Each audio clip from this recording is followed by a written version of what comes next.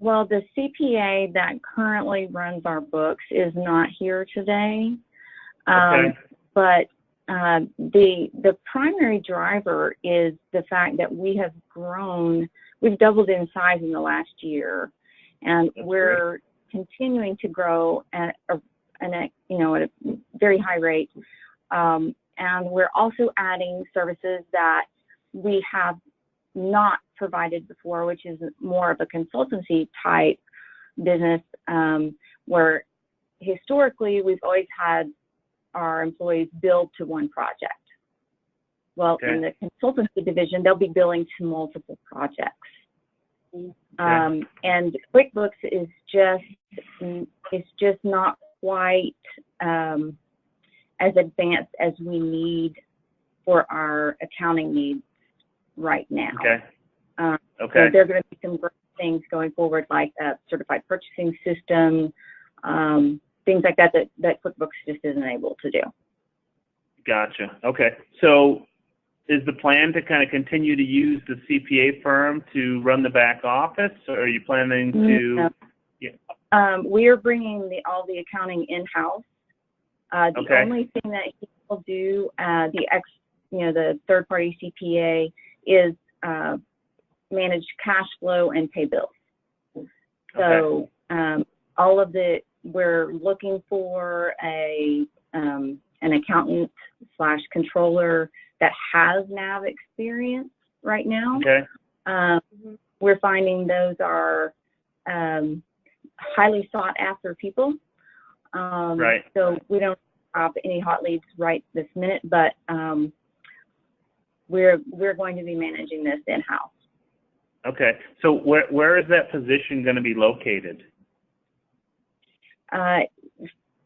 Well, right now we're going to locate it in Tulsa, but that depends on the market. If we can find somebody here that has the experience that we need. Right. But if we can't, they may be located in Ohio. So we've got to be able to access that from anywhere. Gotcha. Yes. So you can certainly access it from anywhere. And the reason why I ask is we certainly have, we have clients in Oklahoma and also Ohio, and we don't take employees from other customers to kind of, help people build their staff. But sometimes people contact us and say they're moving on for some reason, or they maybe moved to a particular location looking, so we can certainly keep our eyes open for you. Oh, that would be great. Yep. Yeah. So. Have you considered a CFO? Because I might know somebody, just maybe in a future conversation. I'm sorry. Who was speaking? This is Catherine. This is Catherine. Well, we're just not looking for a CFO at this point. Okay. But if you know somebody, we would be open to talking to that person. Okay. Fair enough. I was just curious. So Lista, when I go through this, because you're sitting over operations, correct? So you're the VP over operations. Yes. So are there things, oftentimes there's things we cover that are accounting specific. I think like when we're in the situation sometimes where people are thinking about it from an operational perspective, are there things that are important for you to see that maybe could be different than if I'm talking to somebody on the finance side? So what would you like to learn about today so we can make sure that we make best use of your time? Okay, well, my background is actually in accounting. Okay, so it is. Okay, excellent. Anything accounting related that you want to show me, I'm going to understand. Okay, perfect. Really want to see the life cycle of when we receive, an award, the steps that we're going to take to bring that online and operate it in the system, both from a reporting perspective and an accounting perspective. Okay. Okay, sounds good. So there's kind of, if you think about it, there's there's 3 different roles. Actually, I'd say 4 roles that we speak to. I'm going to cover 3 of them today. So one is kind of your back office, the financial team, and where they typically live is inside of this interface, right? And what they're doing in here is everything from setting up jobs, managing subcontractors. It's got everything around the financial side of it. So it's got aspects around, general ledger, budgets, AP, AR, all those type of things, right? So this is kind of, if you think about QuickBooks, people that are inside of QuickBooks now operate inside of Microsoft Dynamics. And I'll touch on the different things that you do in here. It has what they call a role-tailored client. So the idea is based on your role, this home page is laid out a certain way, as well as when I go to the list of my my forms that I get into on a regular basis. And users can tailor this, to show other elements of the system. So the second place that people go into is people that are not financial system users but are consumers of the data. They go into the reporting and dashboard tool. So it's all embedded, right? So I can get to all the reports and dashboards inside the application.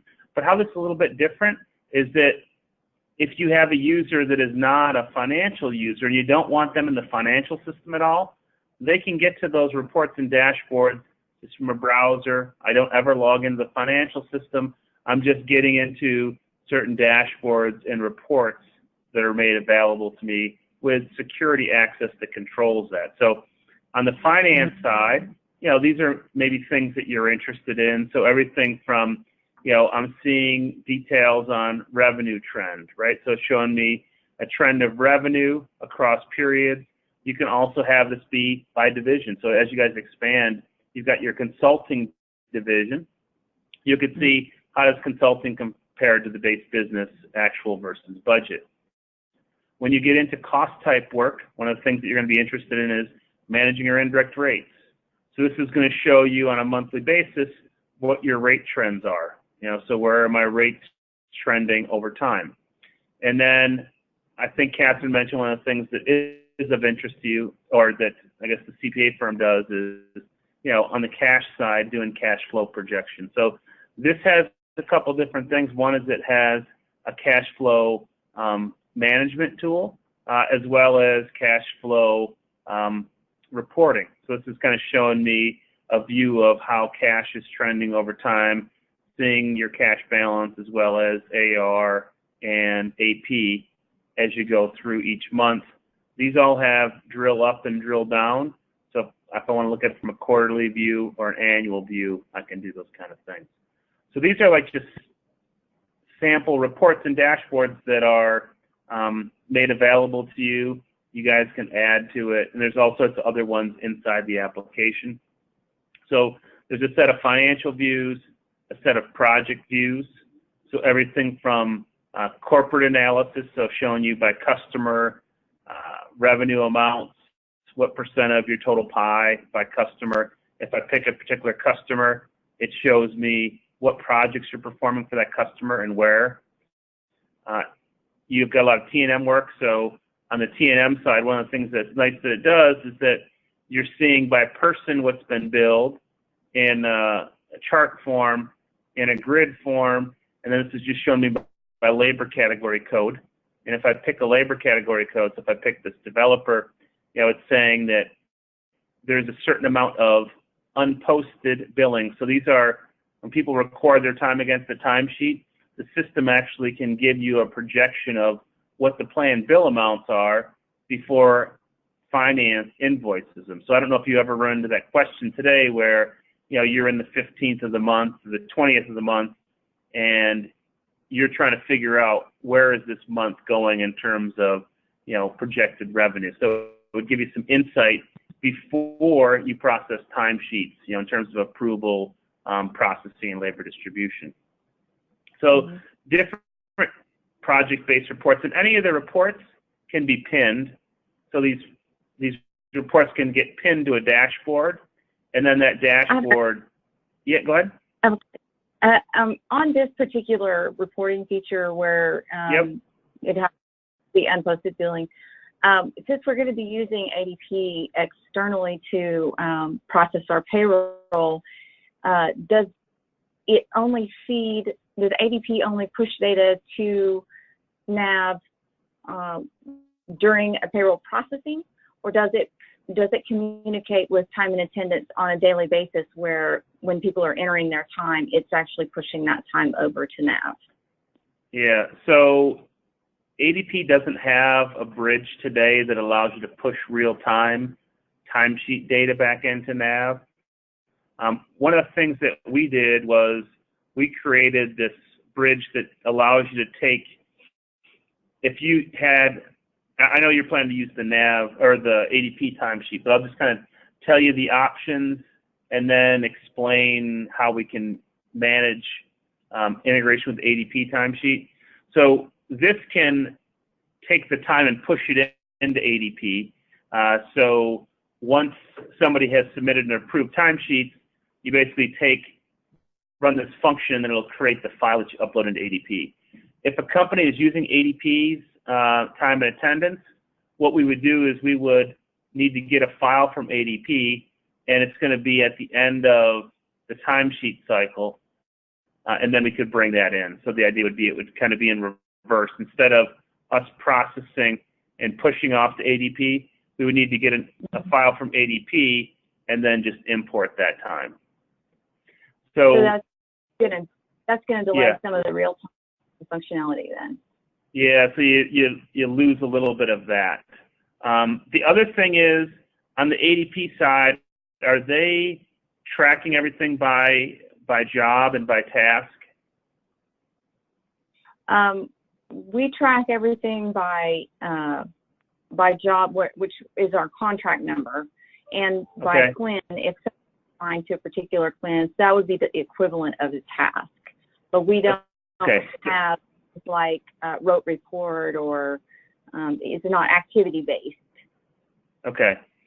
So that's one of the things, like when people are thinking about ADP, right, is that you want to make sure that all that data is captured in ADP so that we can bring that in. So the example would be if I open up one of these jobs, when you think about that day in the life, how it works is you've got a contract. So this is, an IDIQ or a BPA, some kind of overarching agreement that you have with either the federal government or a particular agency within the government, or even with the prime, right? So you've got a contract you're performing work against it. Then you create, a job which equates to a delivery order or a task order. And then below that, what we have is what we call a work breakdown structure. And this is where we map charge codes to CLINs and ACRINs, and also SLINs if needed. And then what you'll see is the contract and funded value for those data points. So the idea would be you've got a task. That task can either be funded at the contract level, or it can be funded at the task or subtask level. So you can put that at any level of the WBS. And then what happens is, are any of those tasks incrementally funded where, they issue you a funding mod? Yes, we have incremental funding. Okay. So what would happen is, say, like this task, you're at 75% and you know that you need to get an additional $100,000 in funding. What you would do is just go into the modification detail button, and then you would identify what that mod is. So I give it a description. I say mod number 8. I put T, it puts in today's date. At that point, one of the things I can do is, if you use Control-C, Control-V ever, it's got the same standard Microsoft commands. So I can just say, all right, I got this new mod for 100,000. And now, once I close that form, you'll see that the overall job just went to 1.5 million. And if I go back to that task, this task for requirements, and we go over to the right, now it's 1.245. So the question becomes, you don't need an ADP, the WBS, the ACRIN, and the CLIN to to process payroll, but we certainly need that stuff so we can manage the billing side of it, and also manage, the funding caps and things of that nature. Mm-hmm. Right, I see. So the hierarchy you have is you've got a contract, you've got the job, you've got the WBS, and then the system accommodates all different kinds of revenue and billing formulas. So whether you've got cost plus fixed fee, cost plus incentive fee, or award fee, today most of your work is fixed price or T&M. So you've got those setups that are going to drive how revenue is recognized and also how you bill. So there's two different setups there. Mm-hmm. And then on a cost plus project, you got a question, Melissa? Well, I'm not sure where you got that. We have a lot of T&M contracts. Yep. We have cost plus fixed fee contracts. Our biggest contracts are cost plus fixed fee. Oh, they are. So you've got CPFF. Yeah, that was my fault. Gotcha. Sorry. Okay. Yep. So does the CPA firm kind of build like a Excel schedule where they're calculating the invoice?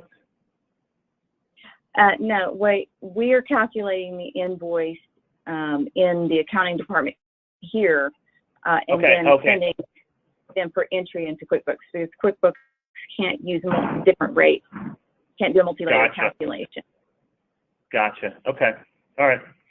So on the cost type work, right? So you've got revenue and billing formulas done. This billing pool group is related to your indirect rates, right? So you've got your direct costs of labor, ODCs, which could include material or travel, and then you apply your burdens, which would be your overhead, fringe, G&A, potentially subcontract material handling. So this setup tells the system what is the rate structure that you're using to apply to your direct costs. And then this fee percent is just the fee that you earn. So on a CPFF, it's the profit. So in this example, we're saying it's 5% across all of those cost accounts. Or you could have examples where maybe it's 5% on your labor, but only 2% on travel. I mean, this is whatever you need it to be. And it's just, it's data driven. Okay. So it's going to automate that whole piece. So that's customizable. You can add different, like say we're only collecting fee on our portion of the contract, but we're not collecting fee on the subcontractor's portion of the contract. Yep. You could set that up that way. Yeah, exactly. So the idea is like one of these, this 5% on labor and 2% on travel. What it says is just on direct labor, the fee is 5%. On direct travel, it's 2%. If there was a situation where, there is no fee on sub-labor, or say sub-labor was a 1% fee, you could just say, my sub-labor, whatever, these are codes that match to accounts, and you would just say that for this structure, it's 1%. And then what's nice is it all becomes reusable. So instead of me, every time I have a CPFF where it's 5% fee across the board, I can just basically copy this, or not even copy it, just select it from my list, and then I use that from driving the invoicing. Right. Okay. I don't know if you have any examples where instead of applying a fee to the dollars, the fee is applied to the hours. So we have some clients where instead of them earning, 5% fee on direct labor, they earn a $2 fee on every hour worked, right? So yes, we have. Okay. All right, excellent. So this fee amount is fee on hours versus fee on dollars, and then the withholding setup just drives, when you produce the invoice, what's the withheld that's part of that invoice production. Okay. So that's like the body of it. Up in the header, there's other setups. So one of the setups is this resource labor category setup. What this does is that every employee has a corporate labor category code. So if I pull up Andrew, right? So I pull up Andrew's card, it says he's a consultant 1. But you can override it on the job to say, in this case, he's a consultant 2. So it does 2 things. On a cost-type project, it's just how you're going to group things, if you group it by labor category code. And then on a T&M project, it would drive the billing, because the billing is tied to a labor category code, and I'll show you that in just a minute. So that's resource labor category. This budgeting and forecasting piece, this allows you to define as many budgets as you want, so you can have a baseline budget and then do some type of reforecast or an ETC. And what you're telling the system is how many hours a resource is planned to work. There's a function that allows you to, once you build 1 month, I can copy my labor ODCs from an existing period. There's also an option where I can copy actuals into a budget. So if somebody was doing a rolling forecast, and let's just say like right now we're in December, I want to copy January through November actuals, I could just tell the system I want to do a copy from actuals, and it would copy them in there. Or spread an amount allows me to say, like, for instance, travel. We've got $10,000 of travel costs. I want to spread it out over the life of the contract or over a certain period of time. It's got import, export from Excel. And then we also have a more advanced project planning. So like if you use Microsoft Project to plan, there is a component called Project Service Automation, which would allow you to do visual planning and integrate with Microsoft Project. So if that's a future thing, you can certainly look at that as an option to add on at a later point if needed. Right. The funding, the funding limit cap, what this is doing is when I made that funding mod line, this 1.25 here, that came from that line. But you could have other caps that are not related to funding. So the most common examples are things like, I don't know if you guys ever have a cap on G&A, right? You can tell a system that G&A is capped at $25,000 for certain elements of the job. So where I see that sometimes is on sub-labor. They might be able to apply G&A, but it's capped at $10,000, $20,000, whatever it might be. You could also cap labor by labor category code, or you could cap any type of other direct cost. Okay.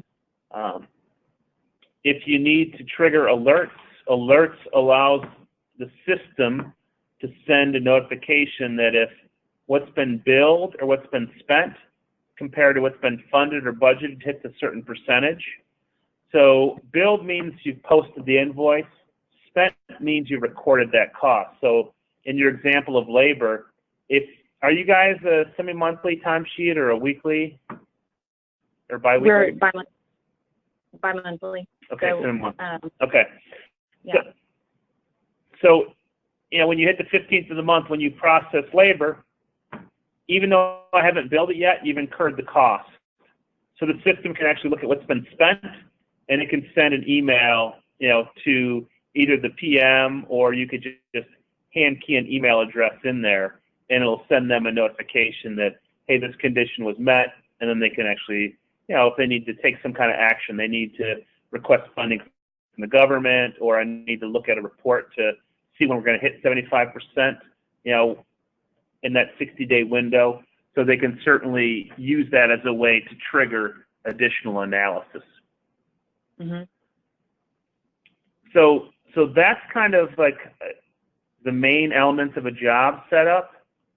The one difference is when you have T&M work is that you need to define bill rates by labor category code. So this section is where you're telling the system by labor category code, and it also can be effective date. So let me just put another line in here. So if I put another line, we'll say 4001, I've got the same labor category code of writer, and effective 1/1 of 2019, this is going to go to $2.30 an hour. So you can have your predefined T&M bill rates, and these can be designated as future rates too. So you don't need to remember to go back in here. And it also has integration with Excel. So if I wanted to push this into Excel, so I use the Office 365 version, I could push it over here. And then it's also got an option to send it back, right? So if I made an update over here, I could send it back to Excel using the Excel add-in as part of Office 365. Mm-hmm. Any questions on that? No, not. Okay. If I go back to the WBS and some of the other things, I talked about funding and contract value. We talked a little bit about CLINs and ACRINs, so if you need to produce that on an invoice, so you can basically map those to certain CLINs or ACRINs. The other thing is that this checkbox tells the system whether this charge code should be available for people to charge time or expenses. Do you guys have an expense entry system? Yes, we do. Okay. So it's probably not like you're thinking. That's a little okay. It's a little more manual than that. That's no problem at all. Yeah. So what this does is these are check boxes that drive this charge code is available for charging time or expense, and then this membership is just telling the system who sees it. And you can also define the period of time they can see it for. So where this really comes in handy is two places. One is you don't want people to charge outside the period of performance without getting a mod. So the system automatically controls how long people can see it for by just the definition of the period of performance of that task. But it also can allow you to limit individual users how long they see it for. So one of the things that you need to show the government is, are you authorizing people to charge? This is the workforce authorization. And I'm just saying that Samuel, he is authorized to charge, this job, or it could be a certain job in a list of tasks for a period of time. In this case, he can only see it for September 1st through the 30th. And then there's approval hierarchy that allows you to have unlimited number of approvers in the time, the expense, or purchase requisitions. So that's kind of how if you were using the timekeeping side, how it manages that. So if you weren't using timekeeping, in essence, what would happen is, we would hide some of these fields, right? You would just have these approval hierarchies hidden. I'm just going to pare it down to the most basic piece. Because what you would want to see is you'd want to see, probably not even this. You'd see the charge code, ACRINs and CLINs, if you're funding by those elements, the description of the task, contract value, funded value. So those forms can be tailored down to, be as simple or as complex as your needs. Right. Now, let's say in the core group of STI, which is more, person A bills all their time to the same contract for the duration. But then the consultancy side, they're billing their time, to several different projects. Can we set that up so that both things can occur? And we can modify ADP time and attendance to mirror some of this. Not exactly sure how far we can go. I think we're unlimited characters, but I know we can go, several levels. Great. But those would only be necessary for somebody on the consultancy side. Right. Yeah. So what would happen is that's that field on here, right? So this field that says membership, right?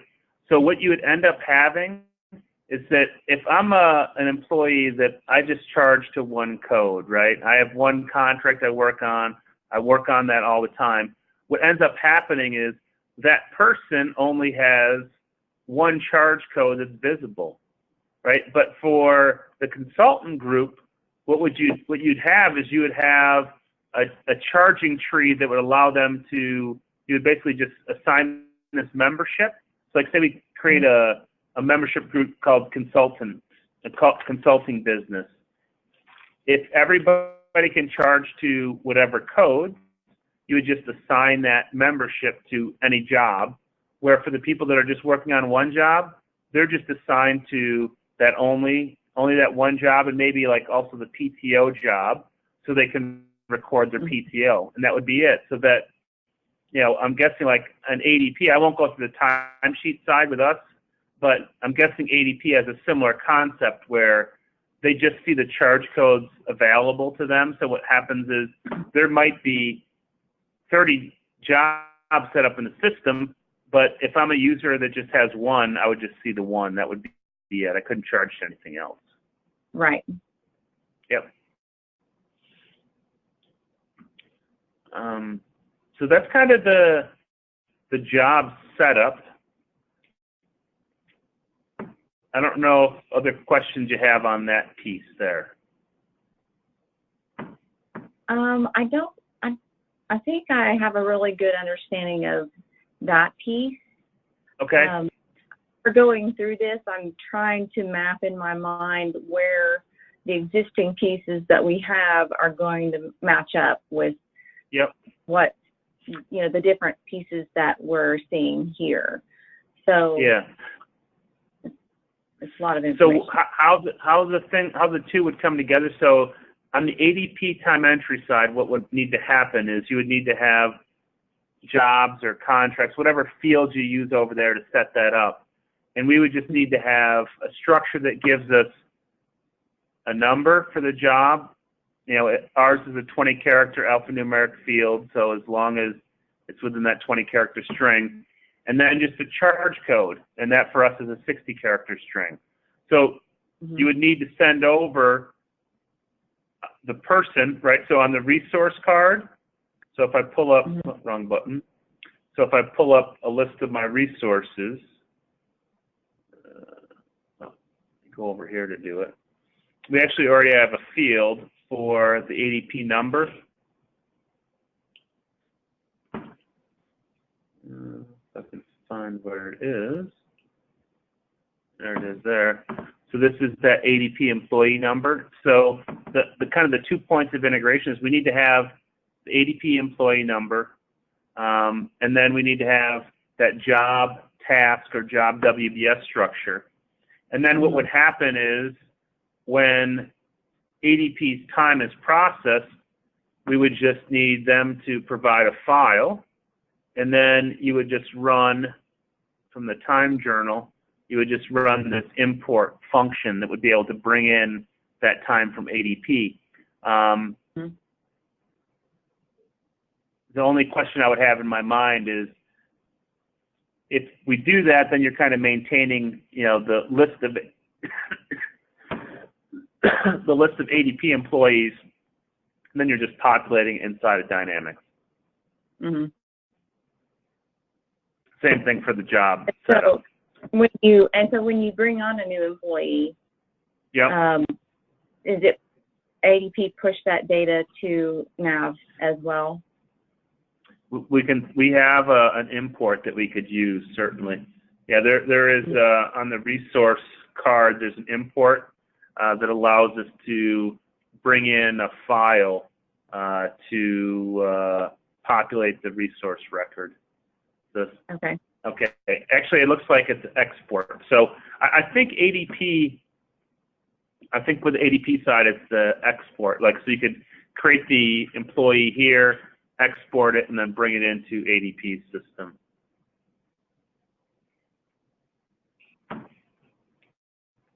How does that tie in with the onboarding of new employees? Like their HR forms. Right. So if you want, there's a whole onboarding system too. I don't know if, I guess the question becomes, do you use ADP for onboarding today? Yes, we do.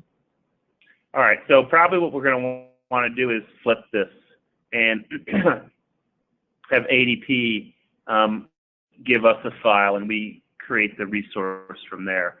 So if you're using ADP for onboarding, onboard the employee into ADP. We bring that data into NAV to populate the resource, and then we just need to work with you to understand how you're using the ADP timesheet and see what fields you're using for that contract and task field. So either, the simplest process, if you don't have a lot of charge codes, is you key them in. If there's a lot of them, then we would have to do some kind of export there and import. But those kind of things are pretty simple with Microsoft. Okay.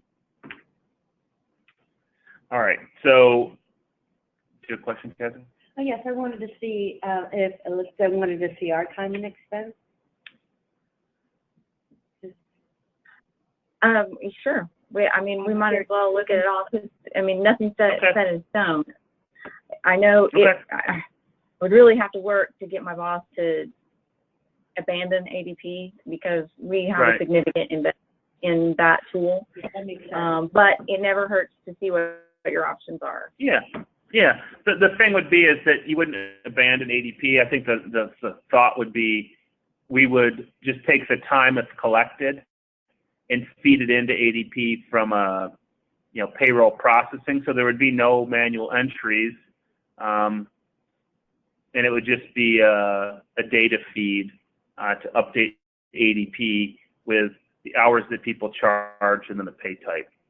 But this has the ability for an employee to look up their PTO balance. They can also request time off, so it's got a PTO request function. Like I mentioned, they can define favorites. So the system allows them to only see the charge codes they're assigned to, but the favorites allow them to pare that down. So if I'm in the consulting group and I have 10 charge codes that are available to me, but I'm really working on these 2 every period for the next 6 months, I can set these as favorites, and then it basically defaults them for me. And then I go to the day that I worked, I can enter my time, save it, and that's kind of what I do on a daily basis.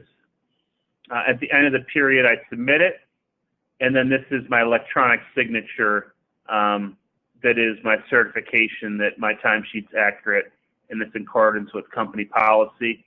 It also has certain controls in place.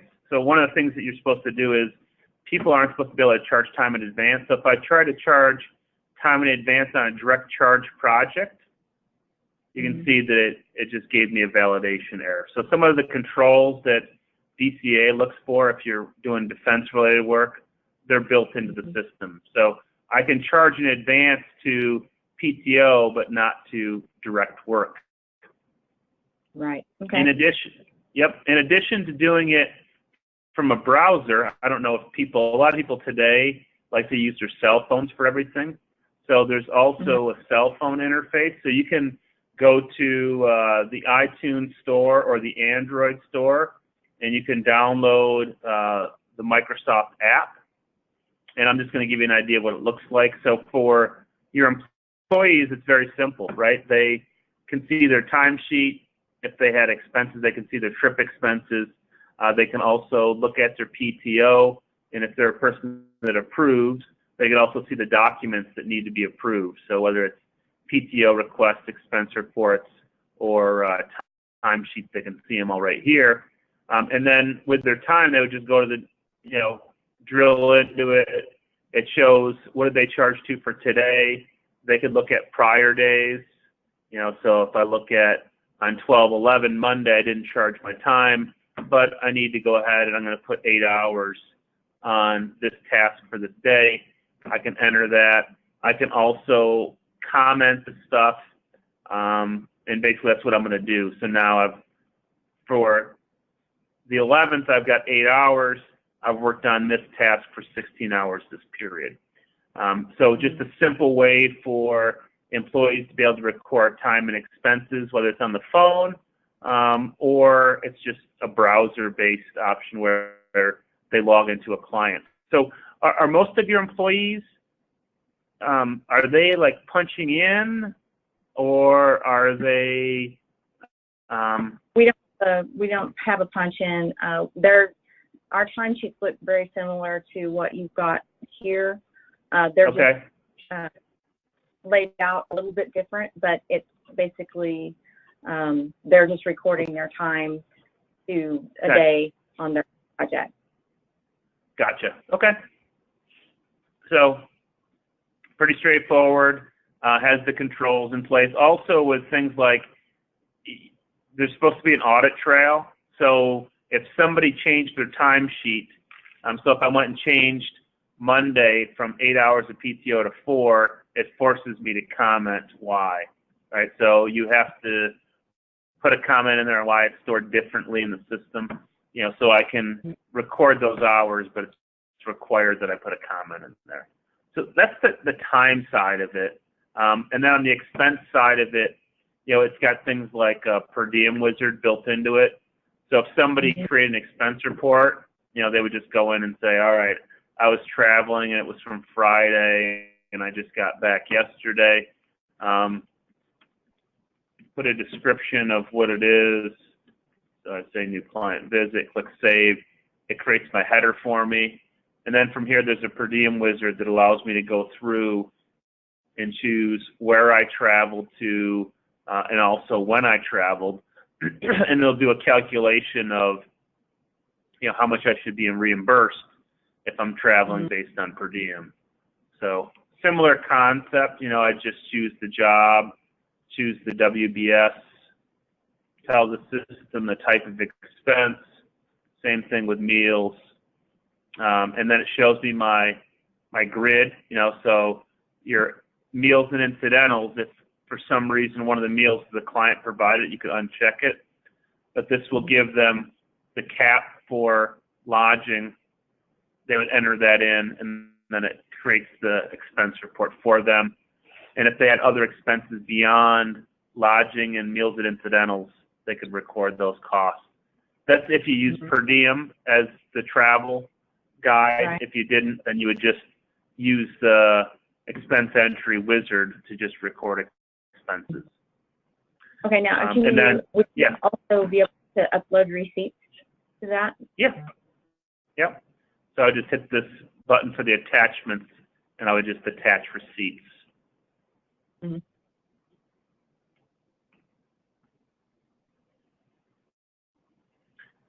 And the thing that's nice is all these things, whether it's labor or it's expenses, they're all available to you in real time, right? So if you're using time and expense piece, like when I'm in here, when I was looking at these unposted billings, as soon as it's entered, if I hit the refresh button, it would just bring in whatever's the latest. So, if some of my staff, if they're recording their hours every day, I get a real-time view of all that stuff, both the cost side and the projected billing side. Mm-hmm. Questions on that? Well, I have a question. It's kind of related to this, but I'm thinking in pieces and parts here, because the expense report issue has been an issue for a while. Okay. Right. But when I like the real-time, having real-time hours. Okay. And that workflow that shows me how it's affecting my projects right now. Right.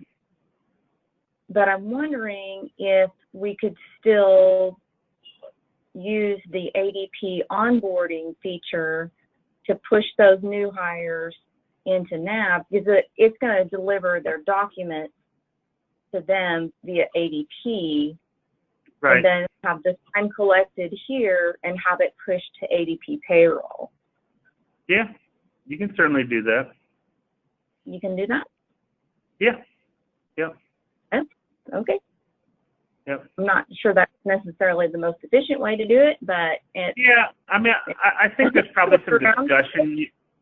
What's that? I said it's a workaround. Yeah, I mean, I think that you can whether you use ADP for the time collection or this, I think it's kind of up to you. I think both will work for you. When it comes to the onboarding, I think that you need to keep the onboarding in the place where you're managing HR, right? So if ADP is the HR system, you're going to want to onboard there because you can maintain all of the elements of an employee in one place. And then kind of the touch point becomes, once that person is onboarded, you have their pay rate and that type of stuff, then you push that into the accounting system because we need that for costing and labor distribution. And then when it comes to the time capture, I think it's the most probably efficient way to use NAV, in part because NAV requires you to have that job task combination because you need it for billing. Where ADP, you really just need the hours and the pay type because you don't ever use the contract for anything other than to do cost capture in the billing side. And on the payroll side, you just need to know how many hours they worked, who was the person, and what type of hours. Are they regular? Are they overtime? Are they PTO? Are they LWOP? Whatever it might be. But you certainly, I think either one's an option, and you just got to figure out which one makes the best sense for you guys. Maybe in the near term, and maybe there's also a long-term solution that could be different. Right. Yep. So that's kind of like when you think about like the job setup and capturing labor, expenses.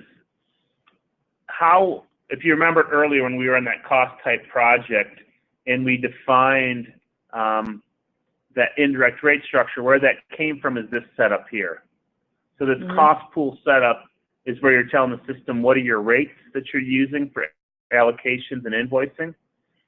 And the way that it's designed is that, one, there's no limit in terms of the number of pools. Step one is you just tell the system the sequencing, right? And the purpose of the sequencing is if you have any intermediate pools or service centers, they need to live in a sequence above the final pool. So in this example, fringe gets calculated in step one. A portion goes into overhead, the two overhead accounts in G&A. And then the subcontract material handling, and overhead, a portion goes into G&A. So that's why G&A is 5, fringe is 1, and then overhead, company, client site, and SM&H all lives in the middle. So, service centers like facilities or whatever they might be, the sequencing is just derived based on if any of that cost needs to go into another pool or needs to be calculated as part of another pool, it needs to be at a sequence above that particular pool. Then the next step is you're just telling the system, how does the rate get calculated? So it's just the math. I'm accumulating costs. So my overhead accounts, I'm accumulating all the costs in that range of accounts for certain departments, because you might end up where you probably have your consulting business could have a different rate structure than your other departments. I'm guessing that could be the scenario for you, whether it's different overhead rate or a different fringe rate potentially. I don't know is it different kinds of resources that would be in there? Yeah. Okay. And then your base, in this example for overhead was direct labor with the portion of fringe that got applied from step one. So that's how the rate gets calculated. And then the allocation is once you accumulate the cost, what do you do with it? It's either going out to a project or it's going into another account to be picked up by a different pool. So in this example, my overhead is going to all projects where, that overhead account applies, doing it at an actual rate and a provisional rate. And the actual is just the math, right? It's just looking at my pool, my base, calculates a percentage rate, and then looks at every job to determine how much should that job get of that overhead. And then the provisional, it's just taking that rate times the base to give you a calculation of if we were hitting our provisional rate, how much cost is being allocated.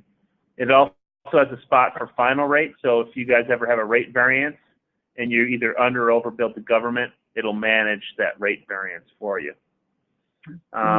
Do you guys have to submit incurred cost submissions? Yes, we do. Okay.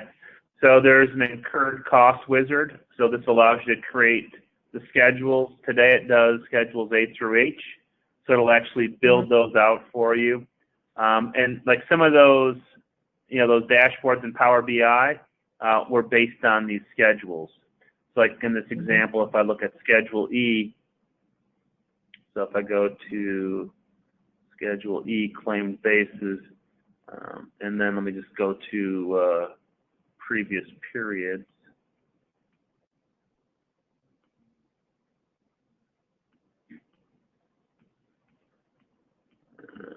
Let's see where I got some data.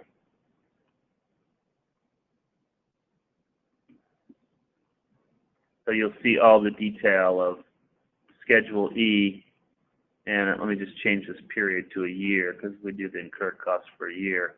So if I look at 2017, you'll see the details of this stuff, and it allows you to actually drill into it. So in this case, my direct labor full-time people, it actually would take me to the detail that makes up those totals. So the ICE schedules, it's not just a static number, it's coming right from the accounting system, but you also have that drill down to get to the detail if needed there.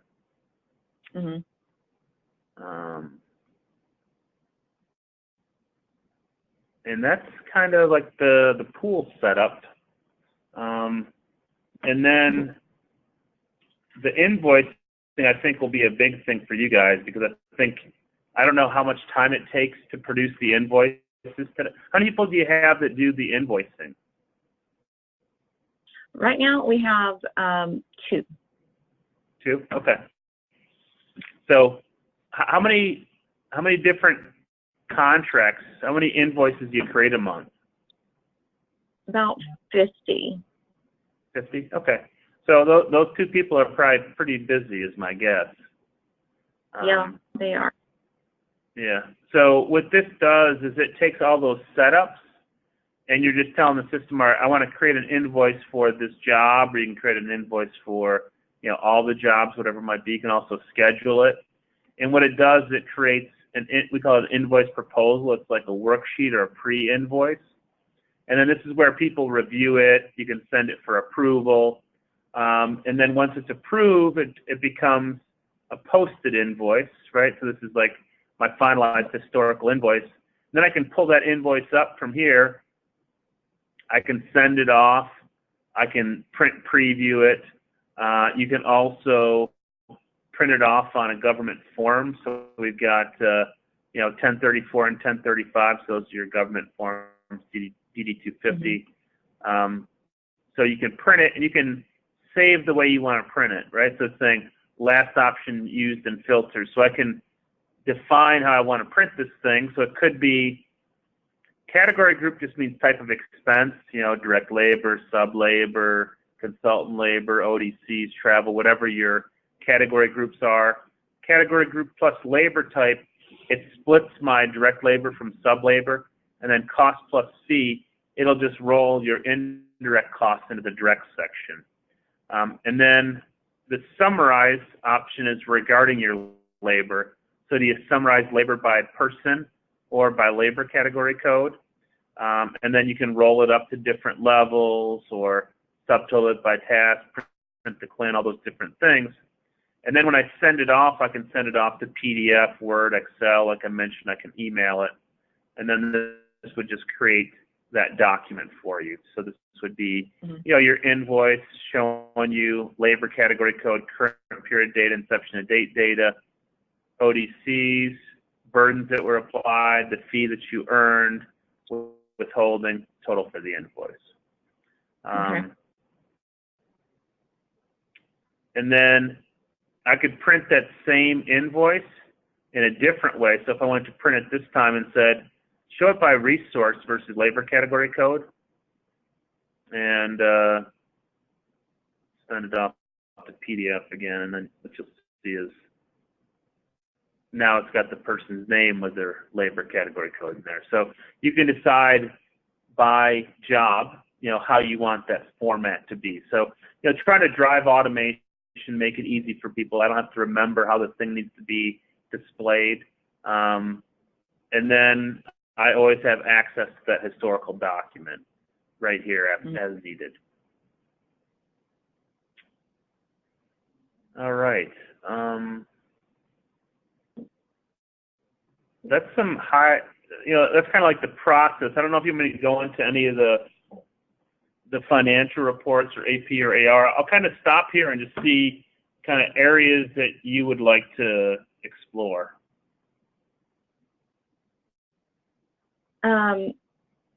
Let's see. Can you show me can we close this and look at the different modules? Yeah. Yeah. So actually the easiest way to do that, let me do this. Hold on one second.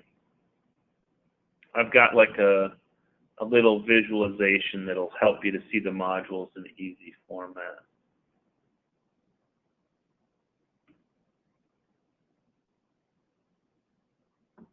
And we can go through, like, I don't know if you want to go through purchasing or subcontracting and requisitions. That might be something of interest, but I'll just log into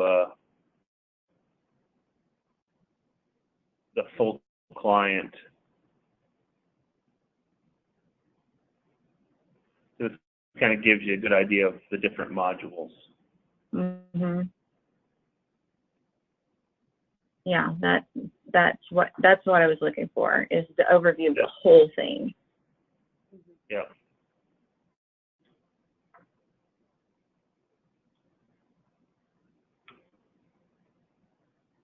I can also, if you want me, I'll take a picture of this. Mm-hmm. And then I'll send you this so you have it. So, Lester, you mentioned that you have some SCA employees. Mm-hmm. Did you want to see how we manage, or is that's in our payroll, right? Well, no, there's certain things that are in payroll, there's certain things that aren't. Okay.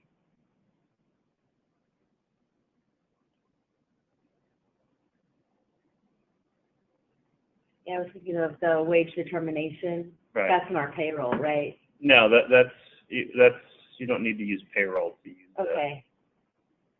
I don't know if that's something that would be of interest at this point. I'm still digesting a lot of information. Yeah. Yeah, I mean, we're not trying to like give you everything on the system today. I think really, it's meant as a personal presentation for you to get introduced to it. Mm-hmm. But like what Catherine was talking about is on a resource, the area wage determination setup where we can define, let me just see where it is.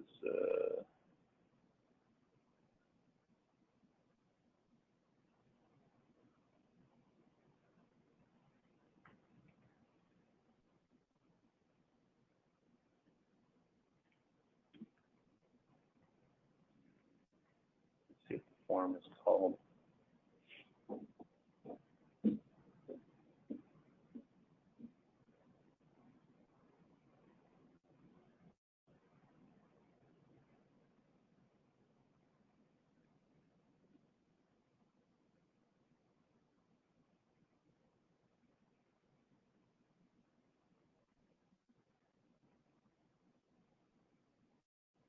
So it's got this wage determination location built into it.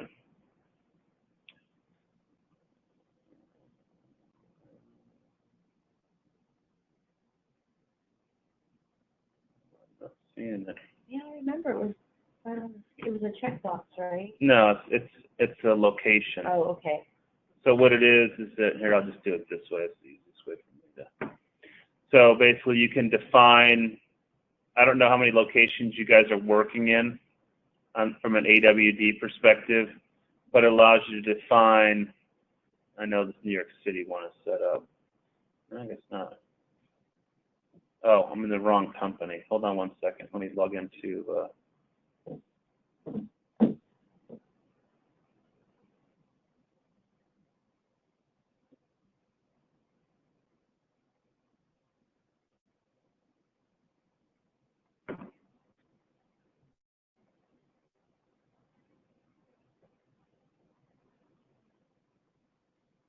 I'll just set it up for you real quick. So the idea would be if, you know, you have this AR specialist, this can get imported from the DOL website, where you're just telling the system by labor category code and location, you know, what is that minimum rate, and then you just assign to the person the location.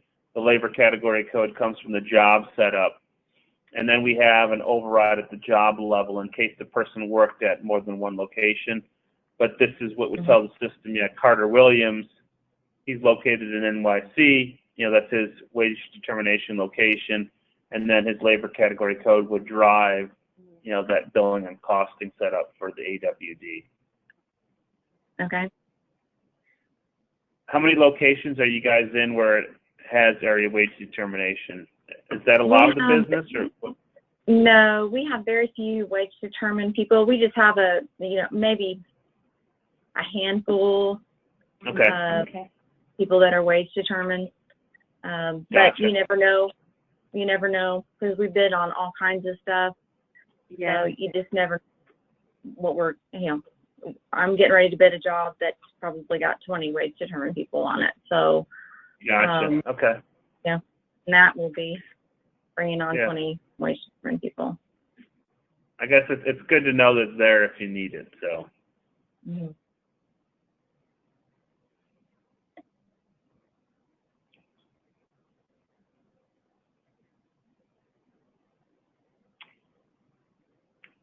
So, I don't know, are there things you want to cover today, or questions you have? I'd like to get a high level of the subcontract management. Yep. Okay. Part of it. Absolutely. Yep. So, on the subcontract management side, it starts, actually, let me go to the vendor card first.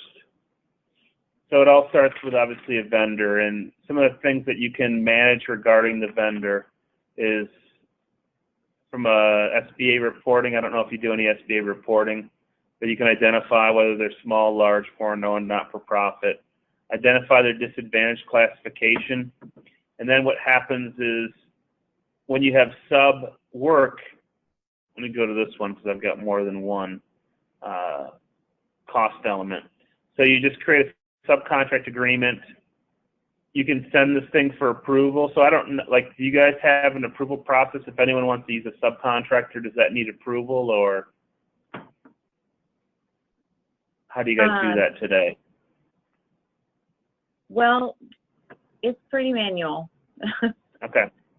Okay. I mean, you can decide. The thing that I would recommend is sometimes it's good to, not jump into all the stuff at once, right? So, if you wanted to leave something manual at first, you can certainly do that. But I think the automation long term is certainly going to help. But you create a subcontract agreement number, tell the system what particular job or contract they're going to work on for you, who the vendor is, give it a description, tell the system what kind of work, so does T&M work, FFP, CPFF, period of performance for that work. Are you funding it by category group? So these are these type of expenses, and what this does is it'll prevent you from billing over whatever these caps are. If that's not checked, then that's just saying, we might list the funding by category group, but it's not restricted there. And then what happens is it's a hierarchy thing, right? So, whether it's labor or, in this case, subcontract travel, you're telling the system either it can just be just sub-labor, or you could say, this certain labor category code, we funded this customer a certain number of hours or dollars. And then the bottom line is saying subcontract travel, we funded $1,000. So that's how you get this funded value. That $26,000 is the summation of the individual lines here. And then the obligated amount means you cut purchase orders or processed labor. So if somebody records time in a timekeeping system, after they record their time and it goes through labor distribution, it creates a purchase invoice and it's automatically tied with a subcontract agreement. So that would create the obligated and expended amount. And then if you cut other POs, this is the value that would increase. So the idea is you fund them, you cut POs or record time, and then when you process it, it expends it or relieves that commitment. So that's kind of when you manage a subcontractor, this form, and it's all tied to the purchasing system also. So if I'm doing any kind of purchasing, so say I get an invoice from that sub. When you're in here, what happens is the person would just identify the subcontract agreement that work is related to. And that's how the system kind of ties those things together. If it was time, it automatically does it. If it's a purchase invoice, then they just choose the subcontract agreement. And that's how, you know, you'd have that funding cap, the purchase order or purchase invoice related to it. And then once you hit that post button, that in essence relieves the commitment. The system has, so, when you say, yeah, go ahead. Well, I was just going to say, so the subcontractors don't necessarily have to enter time into the system. They don't. Okay. They can, but they don't have to. So if they did, say they didn't enter the time in the system, what you would do is you would just come in here. So say we get the invoice from them. We would just say, okay, we just got an invoice from A1 Subcontracting Corporation, and then they gave us the line level detail. So you can, it's got this ability to read documents. If you use, you know, this incoming file document allows you to take, say you got a PDF file from them, you could actually grab the file that you got from them and associate it with a particular job. And what that would do is it can actually read the file and it'll fill in what it can. It, you know, sometimes it's not exact, but it will allow you to fill in anything related to it. Or you just come in here and say, okay, I've got sub labor, you know, so I just grab the whatever the sub labor account is.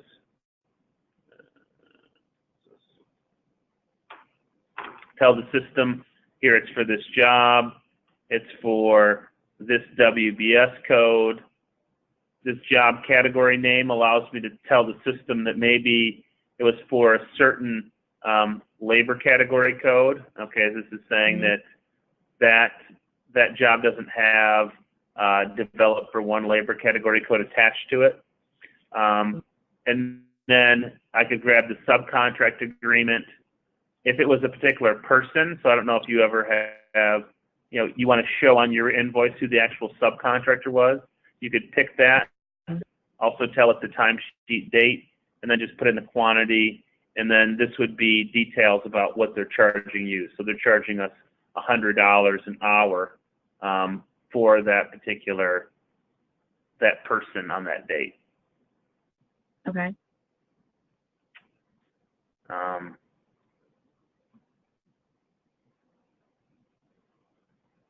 And that's, you know, if you were recording the expense that way, that's kind of how you would do it.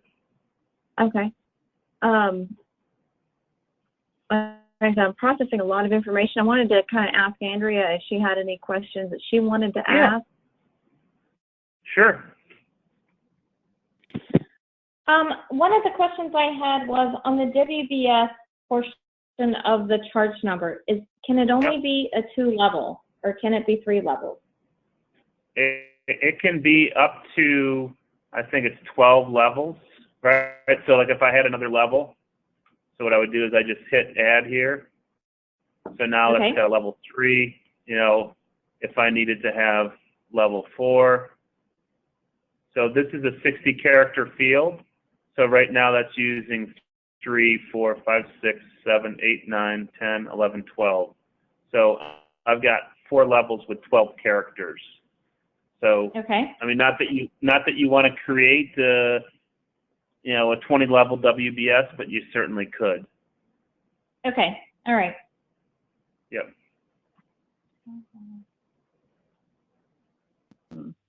Okay. And then when you were just, sorry, I'm skipping around, but when you were just talking about the subcontracting, so if you enter the subcontractor's order in the system, can is there a place where you can add note codes or set up note codes so that you can apply them to the purchase orders? So that when you're printing the purchase order, it's going to print these note codes on them, and you don't have to manually go in there and type them. So what would are you thinking like your terms and conditions? No. What I'm talking about is there are certain note codes that have to go on POs over a certain value. Like, for example, for all the government contracts, they have to have the DPAS rating statement on there. So Gotcha. unless your purchase order is already print with that on there, we would have to create that we would want to create that as a note code so we could just attach it to that PO. One of the other ones is the debarment note code, and that's over a certain value. So is it possible to apply these note codes to the PO so that when it prints with all the notes on there and signature lines and everything? Yep. So you could do one of two things. One of the things that we have is we've got the ability for you to identify any kind of FAR or CAS clauses that apply to a job. And then you also have the ability to create anything that you wanted to be like a standard text form. So like say you wanted to print something at the bottom of a purchase invoice, you can basically send the thing to, if you didn't use this piece where you're identifying the clauses that apply, you can take and send the document to Word, put in whatever clauses apply, and then you just upload it back in, and it saves all that stuff in the system. So if you use Word, you can use that option to send the document off, create whatever comment lines you want, and then every time you go to print that, it'll print it off for you for that particular vendor or for that particular job. Okay, so there's not actually a place in the system to create the special note codes then? Is that what you're saying? No, you I have can to do do it that in Word too. document? No. Okay. You can do that too. Yeah, I mean, I think that attaching the clauses to the job is easier, but like say you wanted to just, on a PO, you wanted to attach any kind of note code, right? So how it works is if you have a line, you can set these in one time, right? So we'll call this DPAS, right? We want to say DPAS rating is, and then what happens is if you pick that, what it does is it'll just print that off in terms of the description. Okay. Okay. So there's probably 3 different ways to do it. Okay. You can certainly use that note option to do it. I personally am, I've got a preference with attaching the clause to the job, but it's completely up to you. Okay. All right. And then when we get so we've created the POs in the system, and then we get the invoice from the vendor. When you were showing me about the purchase invoice, is that your receiving portion of it, of receiving in that vendor's invoice into the system? So when you say receiving the invoice, you mean like a copy of the invoice, or you mean actually doing a receipt of goods? A receipt of goods. Yeah, so where you would do that is yeah, go ahead. So if the purchase order was issued for $50,000, and they're going to invoice us whatever their costs are on a monthly basis. So it can be anywhere from $5,000 to $12,000 or whatever it is a month. Where do you go in the system to receive in the amount that they just invoiced for that month? And also, where do you go into the system to create the open obligation so that it pulls to the project to show what the open outs are? So the open obligation, it does it automatically. So what happens is, if I go to a job, I'll show you kind of, let me go to the job first and I'll show you that, and then I'll go back to the receiving piece. Because there's kind of 3, actually there's 4 elements to purchasing. There's the subcontract agreements, there's purchase requisitions, purchase invoices, and purchase orders. So in your scenario where you say, hey, we've obligated $50,000 to this vendor, right? You can have that on the subcontract agreement, or you could have it on the PO. And then what happens where you'll see it is if I'm on this job, you see this commitments right here, this $89,000, right? If I click that number, it takes me to everything that's open from on this particular job. And then if I open up one of these documents, so I'll just click Show Document here, what you'll have is that you'll have a total quantity and a total amount. So in your scenario where you said that the total amount, I'm going to change this because nothing's been done against it yet. Let's just say that this was 50,000, right? So what you could do is you could say, all right, this month they sent us an invoice for 5,000. I could put in quantity to receive as 5,000. So when I post this, it would reduce this from a $5,000 commitment to $45,000 commitment. And then automatically when I was on this job over here, it would change this amount. You know, you can see that this went up to now 57,000. It would reduce this down to 52,000. Okay. Okay, great. Yep. Good question. When you were going over the reports earlier, is there a way, or is there reports that you can run based on all of the revenue and for all the projects for a certain program manager? Absolutely. Yeah. So a couple different ways to do that. Yeah. Go ahead. And the project is going to be different job numbers, job levels. That's okay. Yeah. No problem. Okay. Yeah. So what happens? No problem at all. So what happens is, let me just go to one of them. I'll just show you, even if it's not on there, how simple it is, right? So if I go on here and I have this group called Project Portfolio, and right now I've got up here, I've got this visualization that's showing by customer, right? So let me just change this a little bit here, and I'm going to put on a project manager filter. So what I can do is I can just come over here and say, all right, and just so you know, like the PM, if you give them access to this, they only see their projects. So I'm going to add project manager name, right? So we add that over here. I could have this be a drop down, or it could be like a chart like this. But if I put this as a filter, so if I say, okay, what are the projects where Cindy's the PM? This is now the list. If I want to look at the projects where Kevin is the PM, Kevin's just managing one project. So it's all dynamic, and that's simple, you know, to do something like that. Okay, great. Yep. And the security filtering is automatic and dynamic. So what that does is that whenever you have an employee that's a PM, so let me go into the employee card. So when I have an employee that's a PM, one of the things that's on their record is this email address. So that's how they log in to Power BI, is with their email. So what it does is when they log in, it has what they call row level security. And when I log in, say I'm Kevin, it would kind of look like this for me, right? I wouldn't even have, this box wouldn't be here, it would just show me my projects. And it would be that way across every report. So you wouldn't need to worry about them looking into someone else's projects if they're using the security filter for PM. Okay. Now, is there a way to run a report that shows you all of your non-labor costs by a project or a job or a WBS at any of those levels? Yeah, absolutely. So, so you just want to see all the elements of. Go ahead.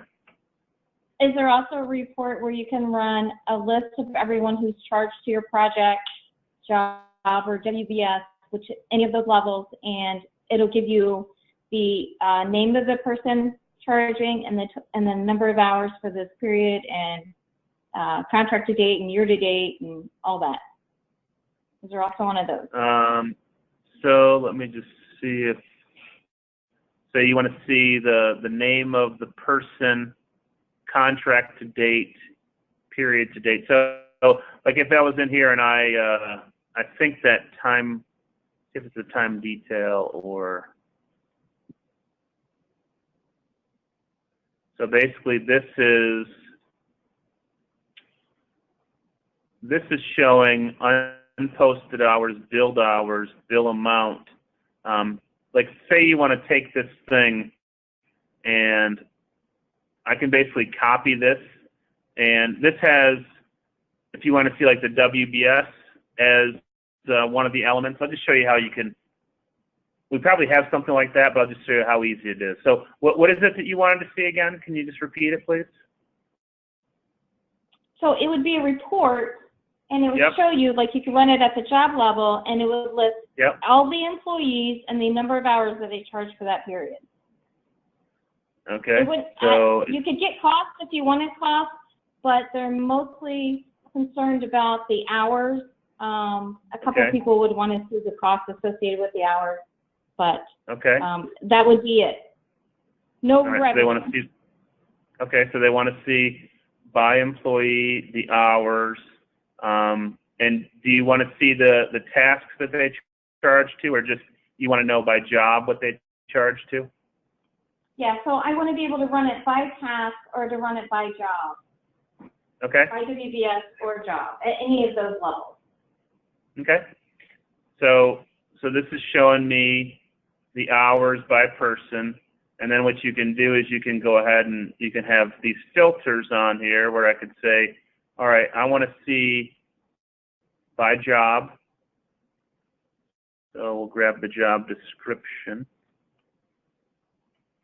And then I also want to see within the job that work breakdown structure, which would be the task. So let me grab the.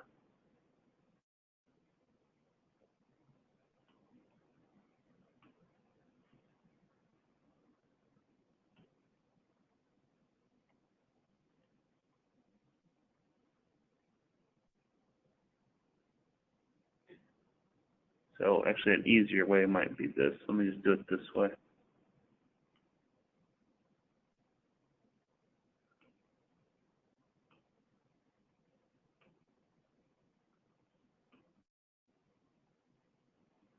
I'll just show you different ways you can filter things, right? So if I say, hey, I want to look at Acoustic Kitty, right? That's one of my projects. Here are the people that have charged time, the hours by period over time. And then this has given me like a list of tasks. Let me just see. Actually, this one already has it here. So this kind of gives you exactly what you're talking about. So it's showing you by job. I can pick the WBS, right? And it shows the WBS Okay, yeah. as the line, right? So this is showing Acoustic Kitty, training. So it shows for each person, the person, the job, the task, hours. If you want to put unposted hours in here, you could also do that. So this kind of report, I think, is the one that you're thinking about. And you can, when you look Right. at this, whether you want to look at certain weeks or you want to look at all weeks would just be kind of a setup thing. Okay. And all these are standard, right? And then you could, if you allow them to, either you can build things for them or allow them to design reports themselves, but you see it's kind of point and click versus writing code to develop something. Okay, great. Yep.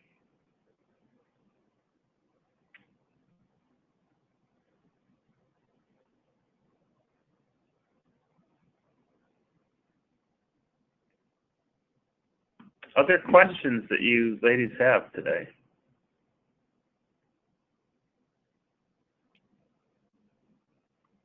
Andrea, have you asked all the questions that you have? I think so. I was trying to figure out how to put the contract in at all the levels, and I think that I don't think the basic IDIQ is going to be able to go in there anywhere. So here's where the IDIQ goes. So Andrew, the IDIQ is over here. So this is where you're identifying if you have an IDIQ. So what like, are you guys Seaport contract or GSA contract or?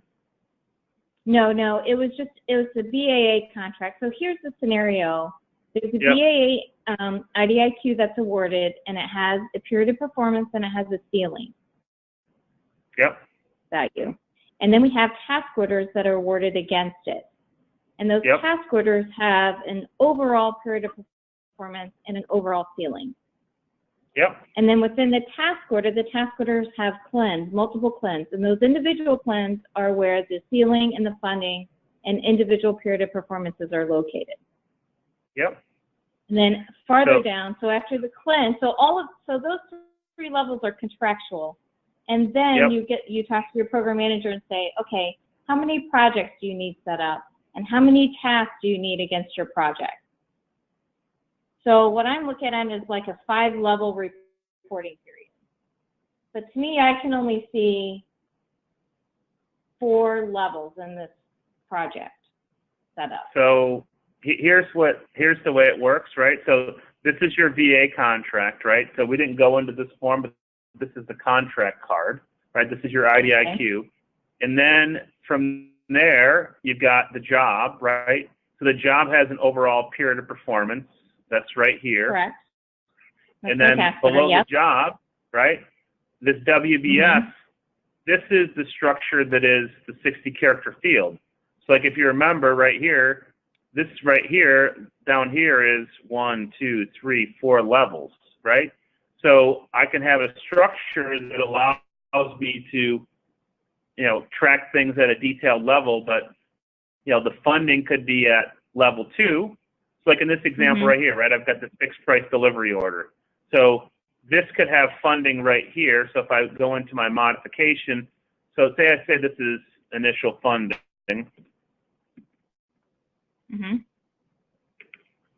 So this is $1 million, and this is fully funded. I can,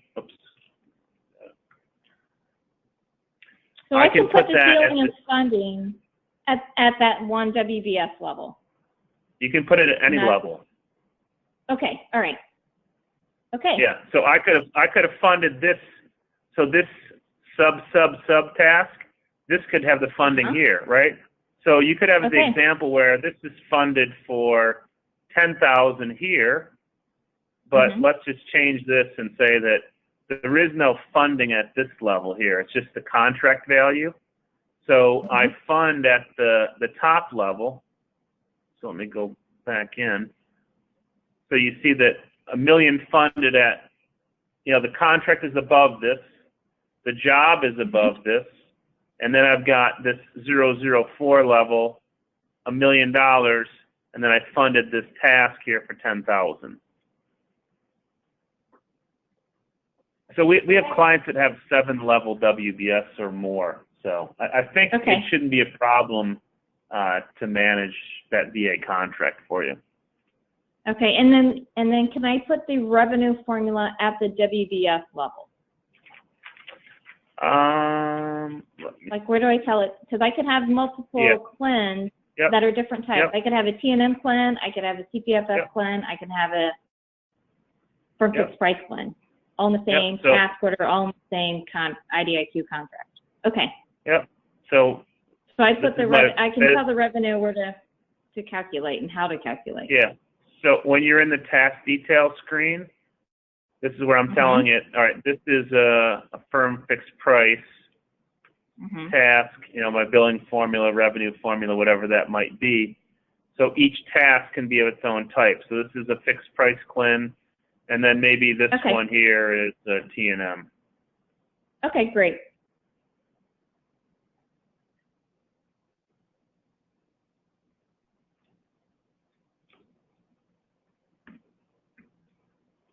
Oops. I think that's all I have. Okay. Sounds good. Obviously, you're very knowledgeable. So are you doing the billing today for this stuff, and how are you doing it? Me, Andrea, I am not. I'm a new hire. new hire, but I come from Cost Point, so I'm Gotcha. rattling off all my Cost Point knowledge to see if you can do the Gotcha. same thing. Okay, sure. So are you, what location are you in? I'm at the Dayton office. Dayton office, gotcha. Mm-hmm. So is your are you going to be on the accounting team then, it sounds like? So I think, I'm not quite sure if I'll be doing one or all. I'm mostly contracts and procurement. Okay. But I could do the accounting side of it, and I did a lot of the finance part of it and budgeting part of it at my old company, so I could also be involved in that. Gotcha. Okay.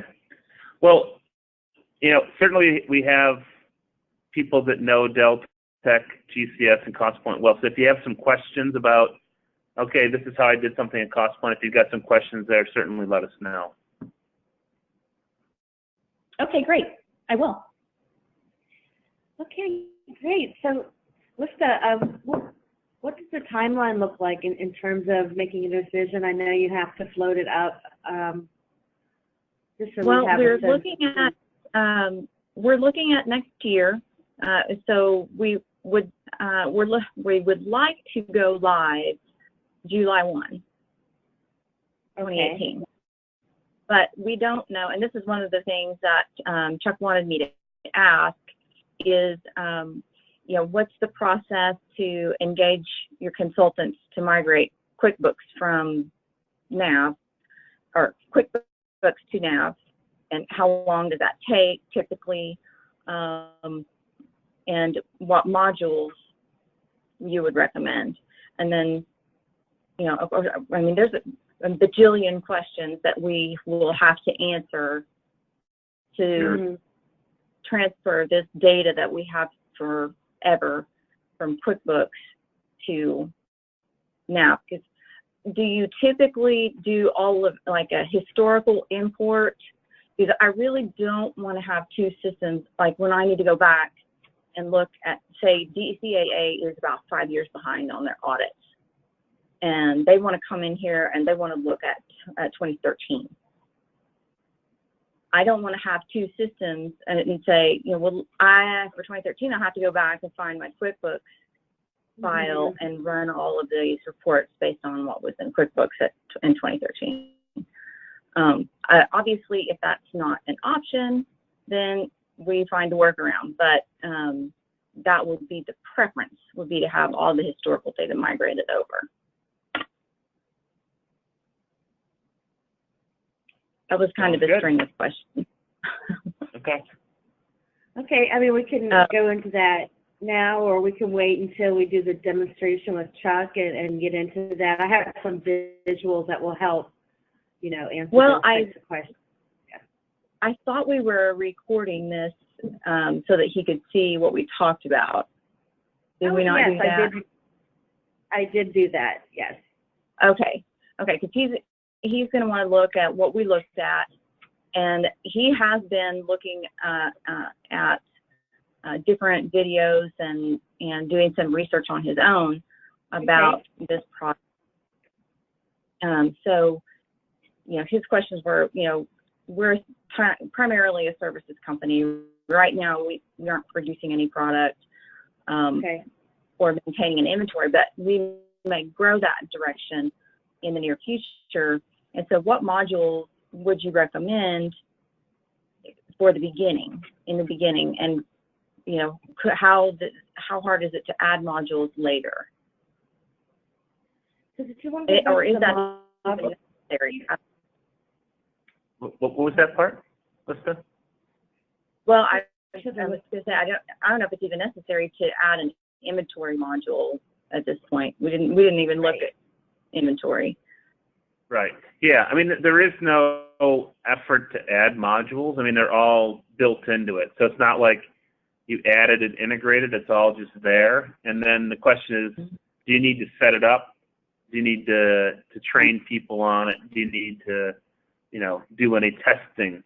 That's pretty much it. So there's nothing. So for today, I would say core financials, the project accounting.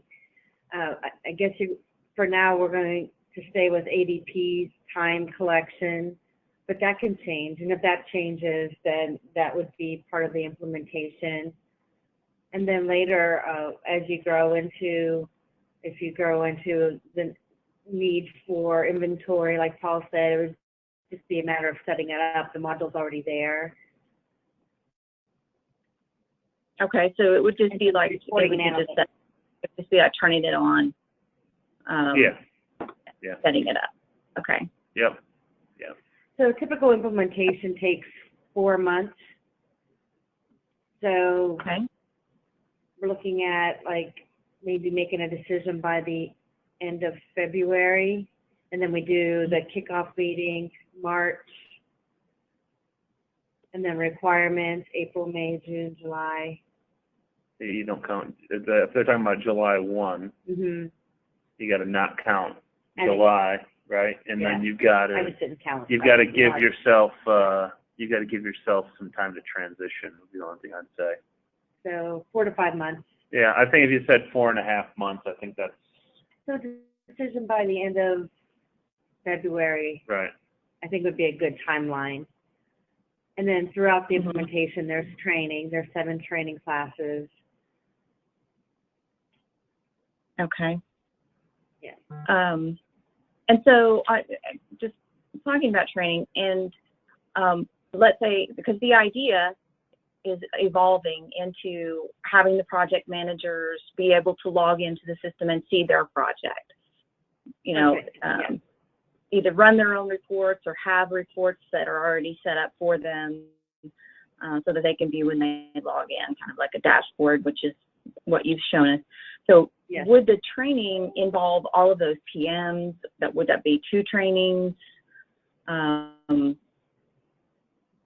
yeah, there's different training classes based on the type of user. Mm-hmm.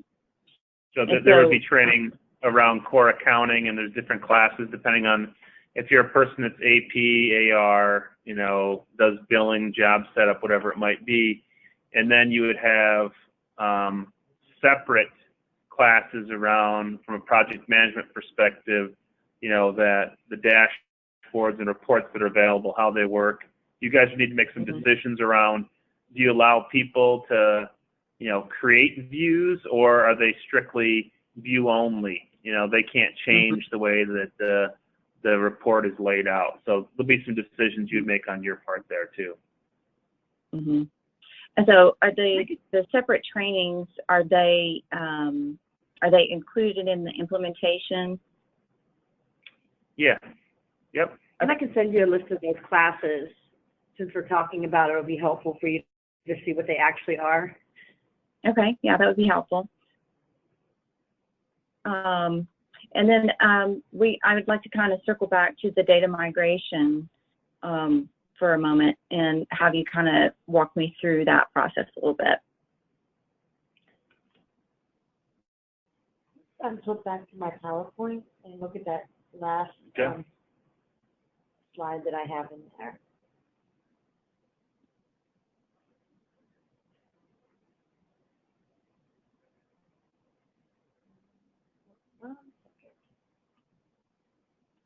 Yeah.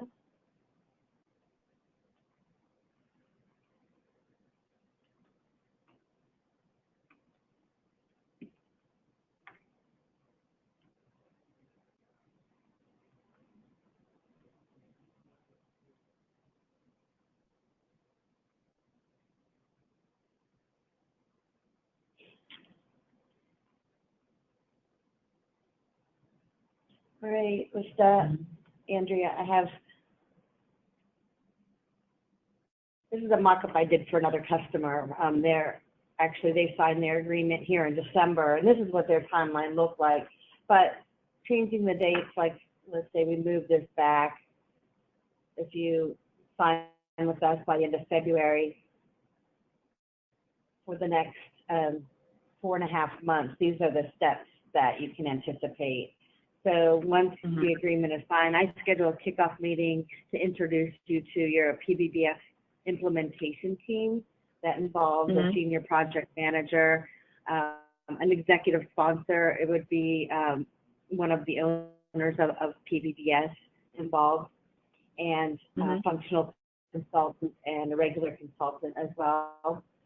You'll meet your team, and then they'll go through a requirements engagement with you to go deeper into how you like Microsoft NAV for government contractors set up for you. Even before that, we would send you to a training class, which is getting started, so you can see how the system, the landscape of the system in more depth.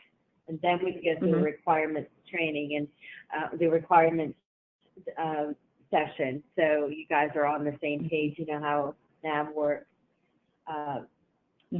And then the data migration occurs shortly after. Some testing there. The full implementation would be in like 2 months after that, some more training.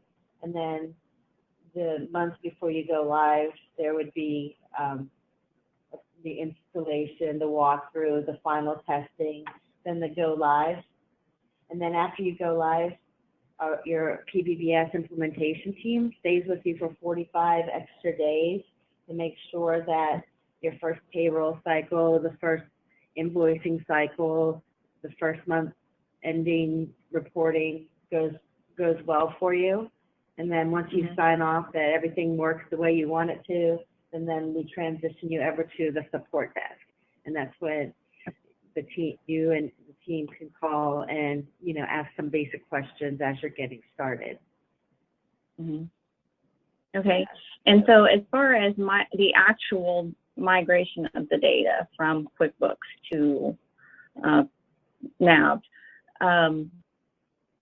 is that something that we would do, or is that something that you would do? So yeah, it's something that we do. It's something that we do together. So, and you can decide how much of it, it's a cost thing. Like how much of it do you want to take on versus what do you guys want to do internally?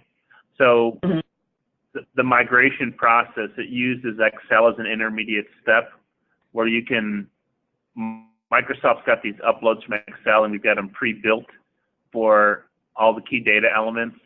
So like the list of employees or project history, you just drop the data into the Excel file and then we import it. And then we work with you as part of the, the proposal process to figure out how much data you want to bring, how much do you guys want to be involved versus what do you want us to do. It's just it's just a cost factor.